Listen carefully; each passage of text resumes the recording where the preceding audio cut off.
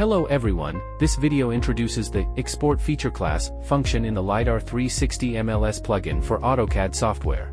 This function allows you to export one or more feature layers from the current view window into JPKG, KML, SHP, JSON, or GHSON data formats.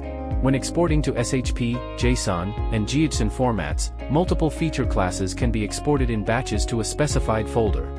Click the Export Feature Class button to open the Export Feature Class dialog box. In the dialog box, you can select the export format for the feature class, set the output path, and choose the feature classes to be exported. You can perform full selection, reverse selection, or clear selection actions as needed.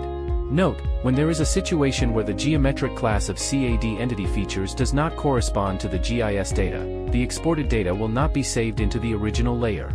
Instead, it will be stored in system table layers such as polyline, polygon, annopoint, or point, based on the geometric type.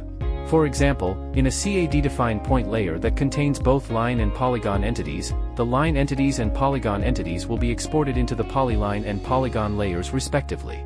At the same time, the source layer information will be recorded so that, when imported back into CAD software, the data can be restored to its original layer. After selecting the desired options, click OK to export the feature classes in the selected format to the output folder. If the exported feature class name already exists, a prompt will appear stating a layer with the same name exists. The operation will overwrite it. Clicking OK will overwrite the existing layer with the same name, otherwise, the export operation will be cancelled.